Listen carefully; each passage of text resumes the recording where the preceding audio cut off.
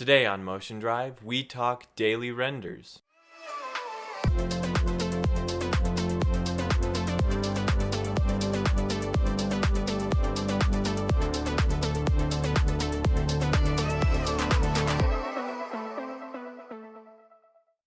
Welcome to Motion Drive. I'm Ben Lundgren, and today we talk about how to make a daily render. So typically, when you make a render, you make everything yourself. You sculpt the character yourself, you make the environment, and you add in plants, you create those plants yourself, you make some buildings, you put it all together, and at the end you have a final scene. Or you just sculpt a character and you have that against a textured background. That's it. But that takes a lot of time to create every single element by yourself. So if you want to do a daily render, it is a good idea to use pre-made stuff. One person who basically only uses pre-made models is Beeple, and he does a daily render every single day. I really enjoy doing a daily render. There's 7 main sites that I use when I'm trying to make a daily render or a render in a day. And those sites are CG Trader, TurboSquid, Ambient CG, Polyhaven, and that's for the 3D model side. For the 2D side, because sometimes you can use 2D images for different things, you've got Artbreeder and you've got Pexels. Going to cgtrader.com. One thing that I really like about this site is it makes it easier to find free models. So you can get free 3D models, also paid ones that are pretty good quality. If you want to find the free ones, you just go to 3D models and then free 3D models. You do have to make an account. I think it's worth it. There's lots of models from this site that I have used in my 3D renders. TurboSquid also makes it easy to find free models. You click on 3D models and then you go down to price and you click free, and then you have a lot of free 3D models. You've got Sketchfab, and these 3 sites are the main things that I use to find 3D models. Now for Sketchfab, it is a little bit harder in my opinion to find good free stuff. You can click on downloadable, but there's a bunch of different licenses when you click just downloadable. Like for example, some of these, if you use them at all, you do have to give credit. So you really need to double check what the license is and then use it accordingly. You can also click CC0 under license, and all of these models under the CC0 license are in the public domain, and that means you can use them for whatever purpose and you don't have to give credit.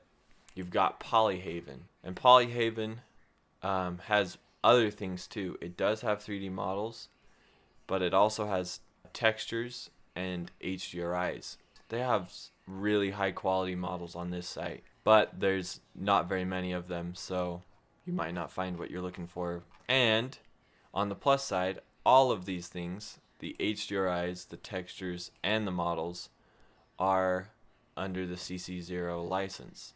So you can use them for any purpose. You don't have to give credit. They're free. Ambient CG. This site has a bunch of cool textures mostly. It does have some 3D assets though. It has HDRIs, it has textures, and it has 3D models. And now a word from our Spencer. Don't you mean sponsor? No!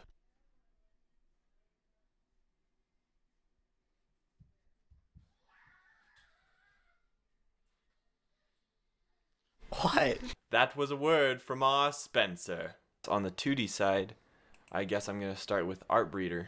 With Artbreeder, you have a bunch of different things that you can create and you can use for whatever purpose because you created it. This site is a very interesting site. What this site allows you to do, it allows you to kind of like move around sliders and mix different images.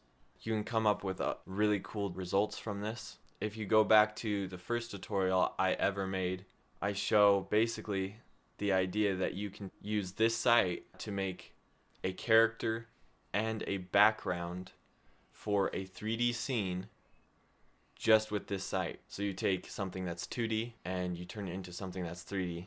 And if you want to learn about that, go watch that video. I use Artbreeder mostly for backgrounds. So I usually click on landscape and then compose. And these are some of the landscapes that I've made. A lot of the times you're going to have a shallow depth of field, and so you're not even going to really see detail in the background. If you light your object correctly, then it blends perfectly, and it almost looks like you spent hours and hours creating like mountains and trees and whatnot. But nope, you just used a 2D background.